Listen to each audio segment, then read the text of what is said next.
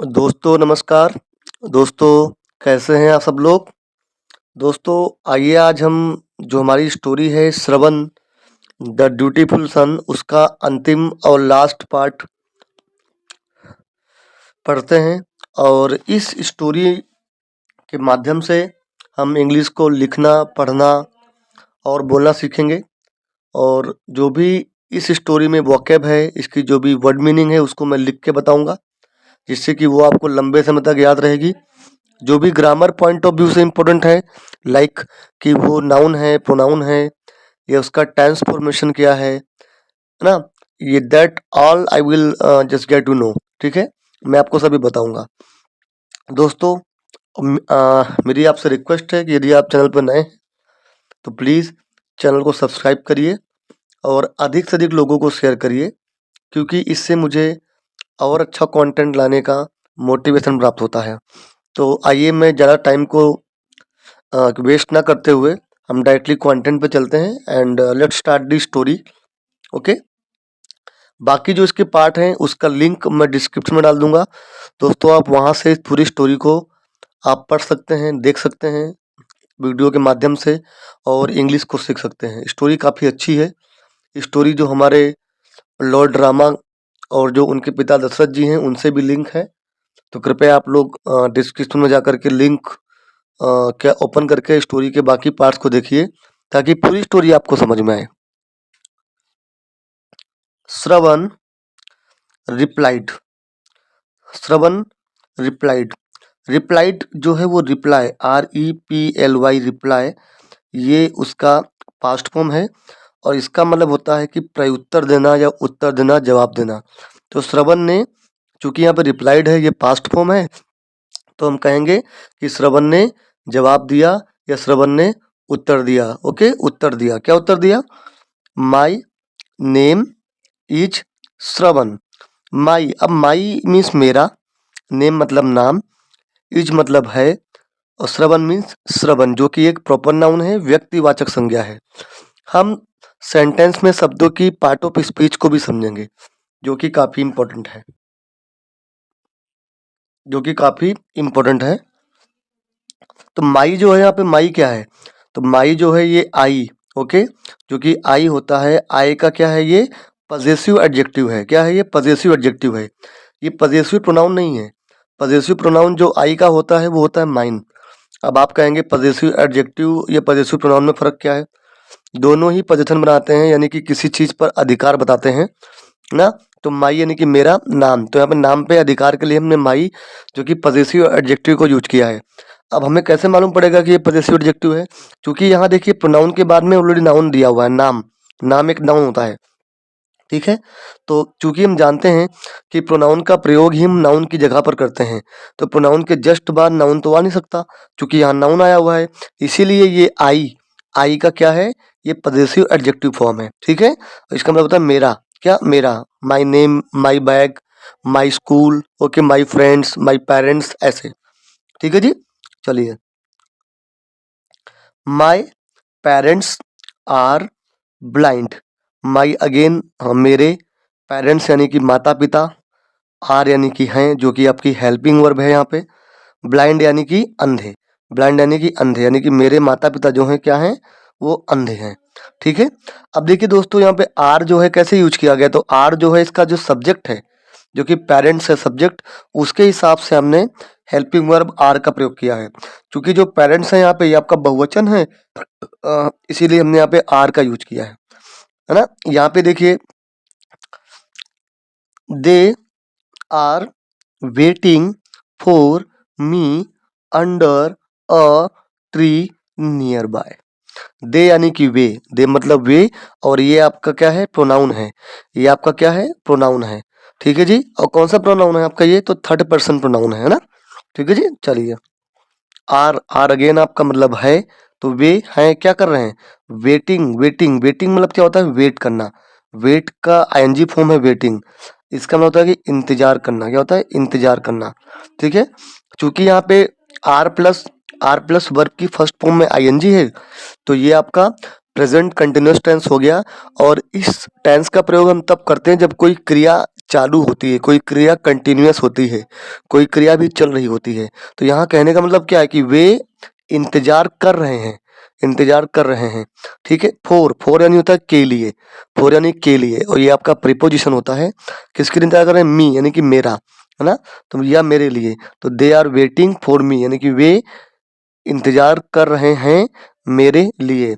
Under, under में होता है के नीचे, क्या होता है? के नीचे, और ये भी आपका प्रीपोजिशन है। तो कहाँ इंतजार कर रहे हैं? के नीचे। किसके नीचे? यानी कि एक, ट्री यानी कि पेड़ के नीचे। अब पेड़ कहाँ पर है? नियर बाय, जो कि पास में है।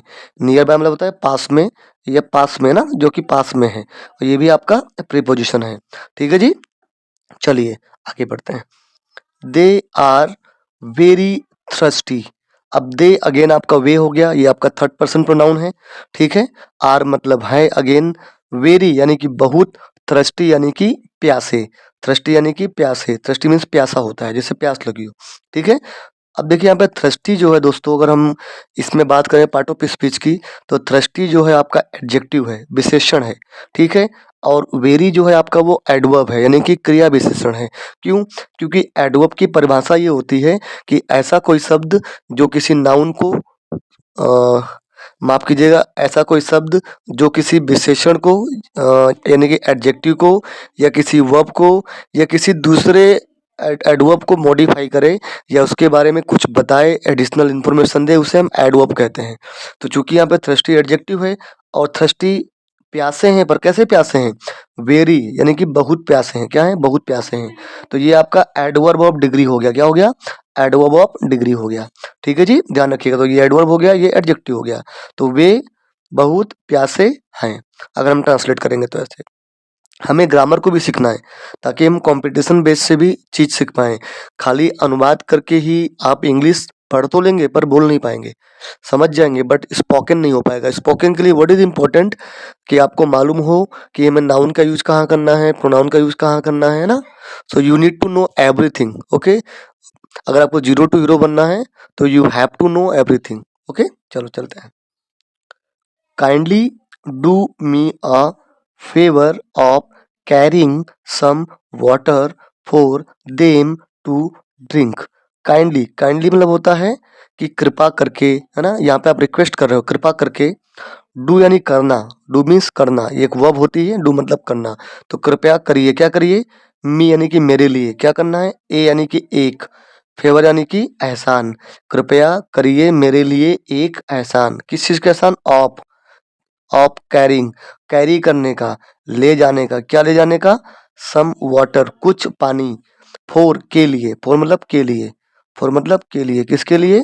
देम यानी कि उनके लिए, उनके लिए। टू ड्रिंक पीने के लिए, है ना। काइंडली यानी कि कृपया करिए, मी यानी कि मेरे लिए, ए आर्टिकल है मतलब एक, फेवर यानी कि एहसान, ऑफ यानी कि का, किसका? कैरी करने का, ले जाने का। सम कुछ, वाटर यानी पानी, फोर यानी के लिए, देम यानी कि उनके लिए, उनके लिए। टू ड्रिंक यानी कि पीने के लिए। ठीक है जी, यहाँ पे देम जो है वो आपका दे का क्या है? ऑब्जेक्टिव केस है। ठीक है, दे का ऑब्जेक्टिव केस है। चलिए, सो इसीलिए सेइंग श्रवण डाइड, सो यानी कि ऐसा, है ना। यहाँ पे so as a conjunction use हुआ है, तो ऐसा, सेइंग कहते हुए, ऐसा कहते हुए, है ना, क्योंकि सेइंग है तो ये क्या, ये आईएनजी फॉर्म है। तो ऐसा कहते हुए श्रवण डाइड यानी कि श्रवण मर गया। डाइड जो है वो डाई का क्या है? पास्ट फॉर्म है। श्रवण मर गया, या श्रवण की मृत्यु हो गई, उसने वहीं पे दम तोड़ दिया। ठीक है जी, चलिए आगे बढ़ते हैं।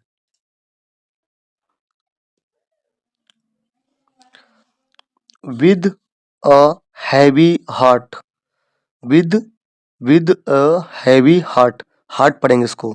तो विद यानी होता है के साथ, विद मतलब के साथ। ठीक है, विद के कई प्रयोग हैं, है ना, पर यहाँ पे मतलब है के साथ, है ना, के साथ। किसके साथ में? ए यानी कि एक आर्टिकल है, और ए जो है नाउन, हार्ट के लिए यूज किया गया आर्टिकल।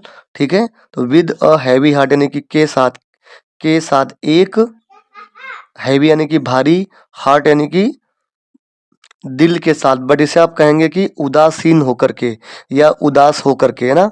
तो विद यानी कि उदासी के साथ कह सकते हो आप। हैवी हार्ट मतलब क्या होता है? उदास रहना, है ना, उदास होना, है ना। तो उदासी के साथ, है ना, उदासी के साथ। दशरथ, है ना, Dasharath took the port of, है ना, पोर्ट ऑफ, है ना, Dasharath took the port of to the Shravan's parents. ठीक है, क्या हुआ मतलब कि उदासी के साथ दशरथ ने क्या किया, टुक, टुक जो है वो टेक, TAKE टेक, टेक का क्या है ये आपका V2 है। टेक, टेक मीन्स लेना होता है, टेक मीन्स लेना होता है, और इसकी 3 फॉर्म होती हैं, टेक, दूसरा होता है टुक, और तीसरा होता है टेकन। ठीक है, तो दशरथ ने लिया, उठाया, क्या लिया, द पोर्ट, पोर्ट लिया, किसका लिया, पोर्ट ऑफ वाटर लिया, है ना, पोर्ट ऑफ वाटर लिया, और कहाँ ले गया, टू द श्रवण's पेरेंट्स, और श्रवण के पेरेंट्स के पास ले गया उसको, है ना, टू द श्रवण's पेरेंट्स। ठीक है, श्रवण के पेरेंट्स यानी कि श्रवण के माता पिता के पास ले गया। यहाँ देखिए जो श्रवण's पेरेंट्स में जो श्रवण's है ना, ये एपोस्ट्रोफी एस, इसे बोलते हैं पजेसिव केस ऑफ नाउन। ठीक है, और श्रवण's यानी कि श्रवण के, का, की के, इसका हम संदर्भ लेते हैं इससे। ठीक है, बट लेकिन he did not know how to break the sad news to them। But यानी लेकिन, ये कंजक्शन है, संयोजक है। ही यानी कि वह, डिड नॉट नो, है ना, डिड नॉट नो, नहीं, नहीं जानता था, नहीं, नहीं जानता था, हाउ यानी कि कैसे, to break the sad news, तो ब्रेकिंग अ सैड न्यूज इसका मतलब होता है कि कोई दुखद समाचार को कैसे बताए वो, लेकिन वो नहीं जानता था कि जो सैड न्यूज थी, जो दुखद समाचार था, कैसे बताए, टू देम यानी कि उनको, देम मतलब उनको, और ये आपका दे का क्या है, ऑब्जेक्टिव केस है। ठीक है जी, लेकिन वो नहीं जानता था कि वो कैसे बताए दुखद न्यूज उनको। ठीक है, देखिए डिड नोट कर दिया हुआ है, तो डिड नोट, तो हम सिंपल पास्ट टेंस में क्या करते हैं कि डिड का प्रयोग करते हैं नेगेटिव बनाने के लिए। ठीक है, इसीलिए यहाँ पे डिड नोट का प्रयोग किया गया है, और उसके बाद वर्ब आती है मतलब बेस फॉर्म में, यानी कि V1 का हम प्रयोग करते हैं, इसलिए नो का प्रयोग किया गया है। ठीक है, चलिए, ही फेल्ट वेरी गिल्टी, ही यानी कि वह, फेल्ट यानी कि फील करना, महसूस करना, अनुभव करना, ये जो फील है ना, फील, इस वर्ब का ये पास्ट में होता है फेल्ट, FELT फेल्ट, लेकिन उसने, वह महसूस कर रहा था क्या, वेरी गिल्टी, गिल्टी मतलब होता है कि, गिल्टी मतलब होता है कि जैसे कि अफसोस, तो वह बहुत अफसोस महसूस कर रहा था, या बहुत अफसोस उसे था, आप ऐसा कह सकते हो। ठीक है, देखिए गिल्टी मतलब होता है कि ऐसा मान लो कि अफसोस होना, या किसी दोस्त, कोई आपने गलती की हो, कोई दोस्त किया हो, तो उसका जो आपको अफसोस होता है उसे हम गिल्टी बोलते हैं। ठीक है, और यहाँ पे गिल्टी जो है ये आपका एडजेक्टिव होता है, विशेषण होता है, और इसीलिए जो वेरी है ये आपका एडवर्ब है, क्योंकि जो विशेषण यानी कि एडजेक्टिव को मॉडिफाई करे, उसके बारे में बताए, उसे हम कहते हैं एडवर्ब, और ये एडवर्ब ऑफ डिग्री है। गिल्टी था, कितना गिल्टी था, बहुत गिल्टी था, वेरी गिल्टी था, इसीलिए आपका ये एडवर्ब हो गया। ठीक है, डिग्री हो गया, डिग्री ऑफ इस जो टाइप ऑफ इसका एडवर्ब है वो है एडवर्ब ऑफ डिग्री। ठीक है, चलिए, फॉर अ वाइल, इसका मतलब कि कुछ समय के लिए ना, या कुछ समय के लिए, he stood silent before them, he यानी कि वह, स्टूड, स्टूड जो है वो स्टैंड यानी खड़े होना, उसका पास्ट फॉर्म है। ठीक है, तो वो खड़ा रहा, साइलेंट यानी कि चुप, बिफोर यानी के सामने, किसके सामने, देम उनके सामने, देम यानी उनके, और बिफोर मीन सामने, तो उनके सामने कुछ समय के लिए, ही यानी कि वह, स्टूड यानी कि खड़ा रहा, साइलेंट यानी कि चुप, बिफोर यानी कि के सामने, अब किसके सामने, देम यानी कि उनके सामने, उनके सामने। ठीक है, साइलेंट खड़ा रहा। ठीक है जी, चलिए, at last he spoke, at last यानी कि अंततः, है ना, अंततः, ही यानी कि वह, स्पोक, स्पोक जो है V2 है, किसका, स्पीक का, बोलना, इसका मतलब बोलना, V2 होता है स्पोक, और V3 होता है स्पोकन। ठीक है, स्पोकन, और अंततः वह बोला, है ना, वह बोला, क्या बोला, I am not your son Shravan, I means मैं, एम मतलब हूँ, नॉट यानी कि नहीं, योर यानी कि तुम्हारा या आपका, सन यानी कि पुत्र, श्रवण यानी कि श्रवण जो कि प्रॉपर नाउन है, मैं नहीं हूँ आपका पुत्र Shravan, I am king Dasharath of Ayodhya, I मतलब मैं, एम मतलब हूँ, किंग मतलब राजा, दशरथ मतलब दशरथ जो कि एक प्रॉपर नाउन है, ऑफ यानी कि का, अयोध्या यानी कि अयोध्या का। तो मैं राजा हूँ, मैं राजा दशरथ हूँ अयोध्या का। I am deeply sorry to tell you that your son is no more. I am deeply मतलब आई मतलब मैं, एम मतलब हूँ, डीपली यानी कि बहुत ज़्यादा, है ना, दुख से, सॉरी यानी कि माफ़ी चाहता हूँ, टू टेल यू ये कहते हुए, यू यानी कि आपको, दैट यानी कि, यो यानी कि आपका, सन यानी कि पुत्र, इज यानी कि है, नो यानी कि और अधिक, कि आपका जो पुत्र है अब और अधिक नहीं है या उसकी मृत्यु हो गई है, इसका मतलब ये हो गया। नो मोर मीन्स कि उस इंसान की मृत्यु हो गई है। ठीक है, अब देखिए यहाँ पे हम पार्ट ऑफ स्पीच की बात करें तो डीपली जो है आपका एडवर्ब है, सॉरी जो है आपका एडजेक्टिव है, जनरली एल वाई वाले एडवर्ब होते हैं। ठीक है, सॉरी हूँ पर कितना सॉरी हूँ, डीपली सॉरी हूँ, बहुत ज़्यादा सॉरी हूँ, बहुत मतलब ज़्यादा ही मैं माफ़ी चाहता हूँ आपसे। ठीक है, योर सन में जो योर है ये आपका पजेसिव एडजेक्टिव है। ठीक है, पजेसिव एडजेक्टिव है क्योंकि इसके बाद में नाउन दे रखा है सन, इसीलिए। ठीक है, चलिए आगे बढ़ते हैं। I killed him by mistake, I मतलब मैंने, किल्ड, किल्ड जो है वो किल्ड, किल यानी मारना, क्योंकि पास्ट फॉर्म है तो किल्ड मैंने मारा, ही मैंने उसको, हिम ही का ऑब्जेक्टिव केस है, उसको किसको, श्रवण को, बाय मिस्टेक यानी कि गलती से। ठीक है, गलती से। प्लीज फॉरगिव मी, कृपया, फॉरगिव माफ करो मुझे, कृपया माफ करो मुझे, मी मतलब मुझे, मी जो है वो आई का ऑब्जेक्टिव केस है, क्या है, ऑब्जेक्टिव केस है। ठीक है जी, चलिए आगे बढ़ते हैं।